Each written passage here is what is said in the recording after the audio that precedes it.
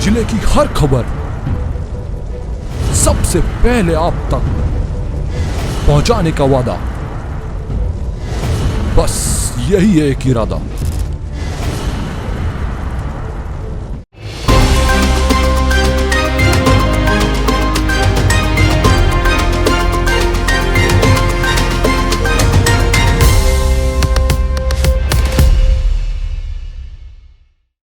नमस्कार, आप देख रहे हैं पद्मेश 24/7 कृष्णा सेंडे के साथ। चलिए न्यूज बुलेटिन की शुरुआत करते हैं हेडलाइन से।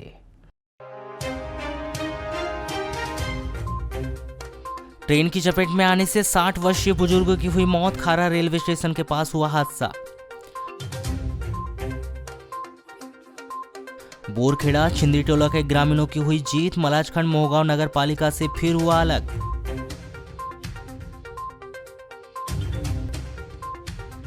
दुर्घटना के मुहाने पर खड़ी बावनतड़ी कॉलोनी, जर्जर क्वार्टर पर रहने को मजबूर 70 कर्मचारी।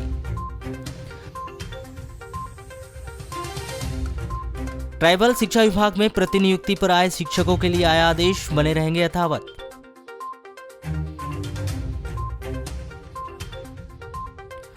बालाघाट जिला प्रशासन ने अपडेट नहीं की अपनी वेबसाइट, लोगों को मिल रही अधूरी और पुरानी जानकारी।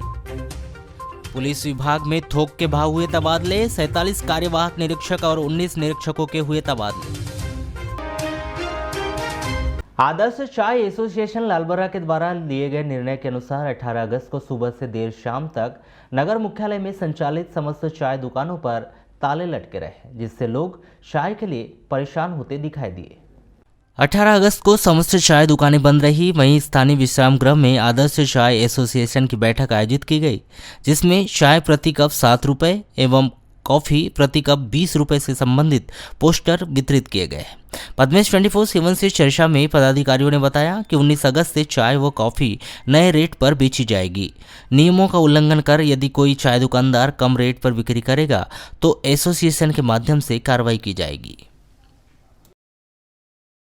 टैक्स चोरी के मामले में मोबाइल संचालकों पर स्टेट जीएसटी की बालाघाट टीम के द्वारा पिछले 2 दिनों से शुरू की गई कार्रवाई तीसरे दिन भी जारी रही।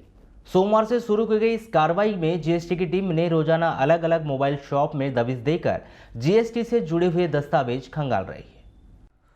सोमवार और मंगलवार को अलग अलग 3 मोबाइल शॉप में की गई इस कार्रवाई में मोबाइल की खरीदी बिक्री, वर्तमान स्टॉक, आईटीसी क्लेम और मोबाइल संचालकों के द्वारा भरे गए जीएसटी रिटर्न में भारी अंतर मिलने पर जीएसटी की टीम ने रेणुका, अविनाश और ओम मोबाइल शॉप संचालकों से कुल 7,77,083 रुपये का चालान जमा कराया है। वहीं इन तीनों मोबाइल शॉप की अब तक जांच पूरी नहीं हो पाई है। जीएसटी की इस टीम ने बुधवार को भी अपनी कार्रवाई जारी रखी, जहां जीएसटी चोरी के संदेह में जीएसटी की 2 अलग अलग टीमों ने नगर के मेन रोड स्थित 2 मोबाइल शॉप में दबिश देकर मोबाइल की खरीदी बिक्री, वर्तमान stock, GST return, ITC claim और जीएसटी से संबंधित दस्तावेजों की जांच पड़ताल की। जहां जीएसटी की पहली टीम ने रिमझिम मोबाइल में दबिश देकर दस्तावेजों की जांच पड़ताल की, तो वहीं जीएसटी की दूसरी टीम ने मोबाइल हब शॉप में दबिश देकर देर शाम तक दस्तावेजों से जुड़ी हुई जानकारी एकत्रित की। जीएसटी टैक्स के दस्तावेज न मिलने पर पहले दिन रेणुका कम्युनिकेशन मोबाइल संचालक से 1,30,000 रुपये का चालान जमा कराया, तो वहीं रेणुका कम्युनिकेशन मोबाइल को सील बंद करने की कार्रवाई की गई। वहीं दूसरे दिन मंगलवार को की गई कार्रवाई के दौरान जीएसटी की टीम ने रेणुका कम्युनिकेशन मोबाइल संचालक से 1,66,000 रुपये का चालान जमा करवाया। वहीं इस कार्रवाई से जुड़े तमाम दस्तावेज पेश न करने पर पुनः रेणुका कम्युनिकेशन मोबाइल शॉप को सील बंद करने की कार्रवाई की गई। वर्तमान स्थिति तक जीएसटी की टीम ने रेणुका मोबाइल कम्युनिकेशन संचालक से अब तक कुल 2,96,000 रुपये का चालान जमा कराकर रेणुका कम्युनिकेशन मोबाइल शॉप को सील बंद कर रखा है। वहीं मेन रोड स्थित अविनाश मोबाइल शॉप में 2 दिनों तक की गई जीएसटी कार्रवाई में जीएसटी की टीम ने 6 लाख रुपए से अधिक अंतर मिलने पर अविनाश मोबाइल संचालक से अब तक 1,60,000 रुपये का चालान जमा कराया है। मंगलवार को की गई कार्रवाई में जीएसटी की टीम ने ओम मोबाइल शॉप से 3,20,500 रुपये का चालान जमा कराया है। इसी तरह अब तक 3 दिनों में जीएसटी की टीम ने रेणुका, ओम, अविनाश, रिमझिम और मोबाइल हब ऐसे कुल 5 दुकानों से जीएसटी चोरी से संबंधित दस्तावेजों की जांच की है, जिसमें से 3 मोबाइल दुकान संचालकों से अब तक कुल 7,77,083 रुपए का चालान जमा कराया है। वहीं रेणुका मोबाइल को सील कर 5 मोबाइल शॉप से जुड़े हुए दस्तावेज जब्त किए हैं। रेलवे पुलिस चौकी क्षेत्र के गोंदिया रेलवे लाइन खारा रेलवे स्टेशन में ट्रेन की चपेट में आने से एक व्यक्ति की मौत हो गई। मृतक शोभेलाल पारदी 60 वर्ष ग्राम खारा निवासी है। रेलवे पुलिस ने इस व्यक्ति की लाश पोस्टमार्टम करवाकर उसके परिजनों को सौंप दी है और मर्ग कायम कर जांच शुरू की है। प्राप्त जानकारी के अनुसार 17 अगस्त की रात में शोभेलाल अपने किसी रिश्तेदार के घर जाने के लिए निकला था। 18 अगस्त को सुबह खारा रेलवे स्टेशन में रेलवे ट्रैक पर शोभेलाल की लाश देखी गई। संभावना व्यक्त की गई है कि 17 व 18 अगस्त की दरमियानी रात खारा रेलवे स्टेशन से गुजरने वाली मालगाड़ी की चपेट में आने से शोभेलाल की मौत हो गई होगी। नेहरू युवा केंद्र बालाघाट युवा कार्यक्रम एवं खेल मंत्रालय भारत सरकार के द्वारा 75वें स्वतंत्रता दिवस के अवसर पर 13 अगस्त से 2 सितंबर तक अमृत महोत्सव के रूप में मनाया जा रहा है, जिसमें 13 अगस्त से 2 सितंबर तक बालाघाट जिले के अंतर्गत आने वाले विकास खंडों में फिट इंडिया रन 2.0 का आयोजन किया जा रहा है। इसी कड़ी में 18 अगस्त को लालबर्रा ब्लॉक के शासकीय महाविद्यालय लालबर्रा में राष्ट्रीय सेवा योजना के सहयोग से फिट इंडिया रन का आयोजन किया गया। लांजी थाना क्षेत्र के अंतर्गत आने वाले ग्राम घोटी में रेत से भरे ट्रैक्टर की ट्रॉली पलटने से गंभीर रूप से घायल एक मजदूर की जिला अस्पताल में उपचार के दौरान मौत हो गई। मृतक अनाराम पालेवार 52 वर्ष ग्राम सहेकी थाना बहेला निवासी है। जानकारी के अनुसार 17 अगस्त को सुबह अनाराम ट्रैक्टर में काम करने गया था। 4 बजे कड़का रेत घाट से ट्रैक्टर रेत भर कर लांजी जा रहा था। ट्रैक्टर में अनाराम पालेवार सहित 4 व्यक्ति सवार थे। ग्राम घोटी स्कूल के पास अचानक अनाराम पालेवार का पैर ट्रैक्टर के हाइड्रोलिक लीवर में पड़ जाने से ट्रैक्टर की ट्रॉली चलते चलते उठने लगी थी, जिससे तेज रफ्तार ट्रैक्टर अनियंत्रित होकर पलट गया, जिसमें अनाराम सहित 2 मजदूर गंभीर रूप से घायल हो गए थे।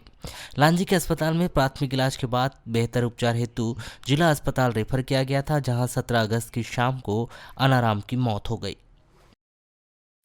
जिले के खैलांजी थाना क्षेत्र के अंतर्गत आने वाले ग्राम खैरी निवासी एक नव विवाहिता ने अपने पति, ससुर, सास के विरुद्ध दहेज में 1 लाख रुपए, मोटरसाइकिल, टीवी की मांग को लेकर शारीरिक व मानसिक रूप से प्रताड़ित करने का आरोप लगाया है। गीता नकपुरे 24 वर्ष के द्वारा की गई रिपोर्ट पर खैलांजी पुलिस ने उसके पति उमेश नकपुरे, ससुर मुंशी नकपुरे और सास सीता नकपुरे सभी ग्राम खैरी निवासी के विरुद्ध दहेज की मांग को लेकर मारपीट करने के आरोप में अपराध दर्ज कर विवेचना शुरू की है। प्राप्त जानकारी के अनुसार गीता का मायका ग्राम खुर्सीपार का है। 29 नवंबर 2020 को गीता की शादी उमेश नकपुरे ग्राम खैरी निवासी के साथ सामाजिक रीति रिवाज से हुई थी। शादी के बाद गीता अपने ससुराल ग्राम खैरी में अपने पति, सास ससुर के साथ रहने लगी थी, किंतु शादी के कुछ दिन बाद से ही गीता को ससुराल में उसका पति उमेश, ससुर मुंशी और सास सीता नकपुरे तीनों ही छोटी छोटी बातों पर परेशान करने लगे। गीता को दहेज में मोटरसाइकिल, टीवी और नगद 1 लाख रुपए के लिए शारीरिक मानसिक रूप से परेशान करने लगे थे। 17 अगस्त को गीता ने अपने मायके पक्ष वालों के साथ पुलिस थाना खैलांजी पहुंचकर रिपोर्ट दर्ज की थी, जिसके आधार पर पुलिस के द्वारा पीड़िता के ससुराल पक्ष के विरुद्ध मामला दर्ज किया गया है।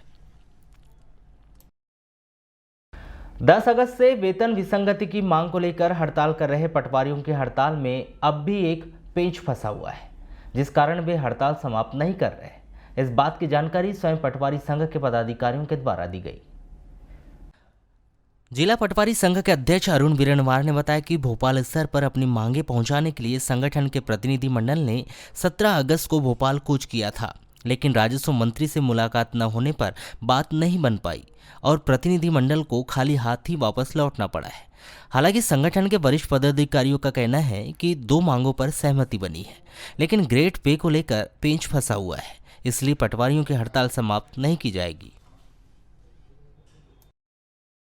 जिले की सिंचाई व्यवस्था की मुख्य कड़ी में से एक राजीव सागर परियोजना के कर्मचारियों के लिए 40 वर्ष पहले बनाए गए सरकारी क्वार्टर मेंटेनेंस के अभाव में पूरी तरह से जर्जर स्थिति में पहुंच चुके हैं।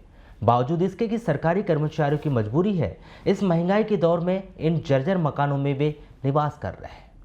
इस कॉलोनी में करीब 70 क्वार्टर है, जिनमें अधिकारी कर्मचारी अपने परिवारों के साथ पिछले कई वर्षों से रहते हैं। इनमें 1.5 दर्जन से अधिक क्वार्टर जीर्ण शीर्ण अवस्था में पहुंच चुके हैं।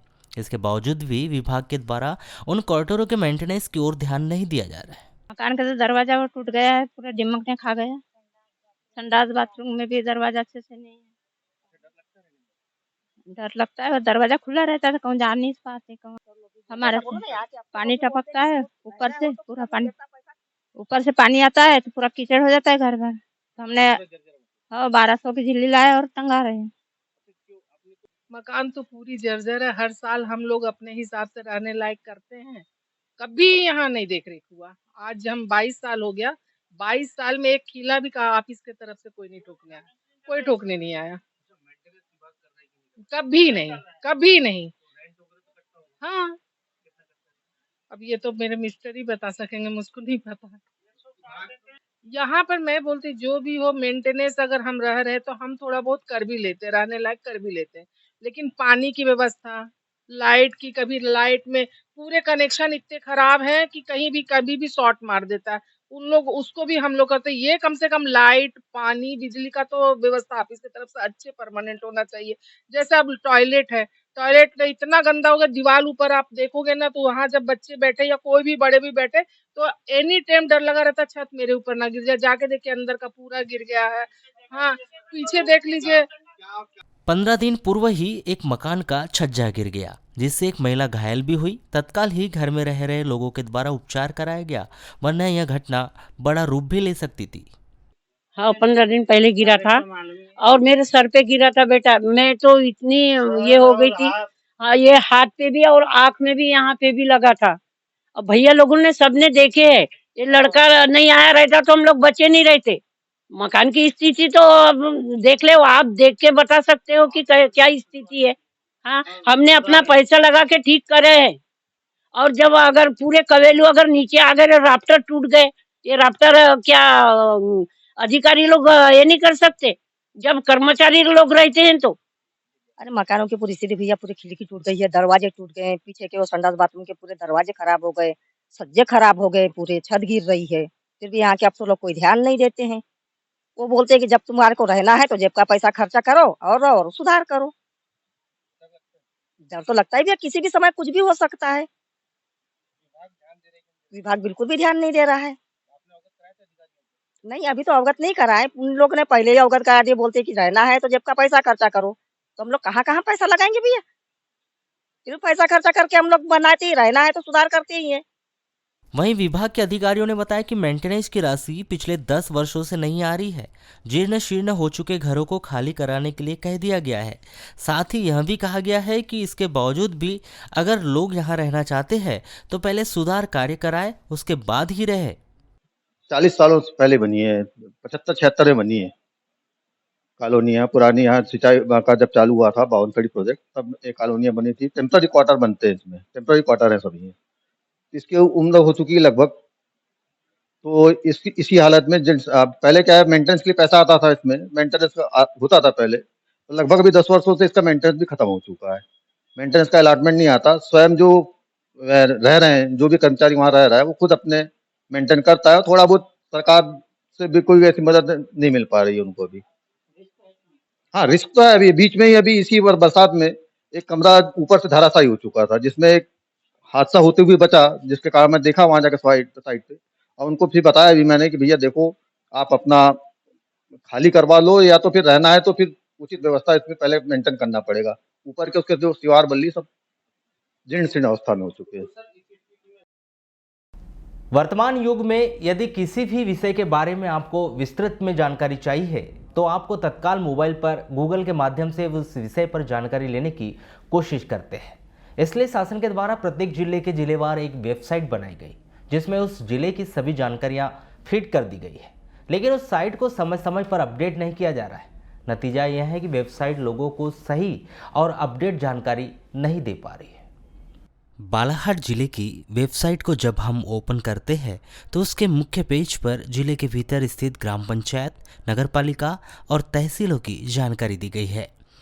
वैसे तो लगभग 2 वर्ष पूर्व परिसीमन के माध्यम से जिले की ग्राम पंचायतों की संख्या 692 से बढ़कर 722 हो चुकी है, लेकिन साइट अभी जिले के भीतर 692 पंचायतों की जानकारी दे रही है।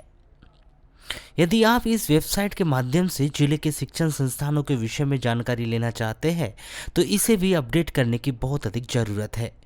साइड में महज जिले के बारासुनी बालाघाट कॉलेज के विषय में जानकारी दी गई है। आपको बता दें कि जिले के भीतर 14 शासकीय महाविद्यालय जो जानकारी वेबसाइट में अपडेट नहीं की गई है। ऐसा नहीं है कि साइट को समय समय पर अपडेट नहीं किया जा रहा है, अपडेट तो किया जा रहा है, लेकिन इस अपडेशन में पूरा काम नहीं किया जा रहा है।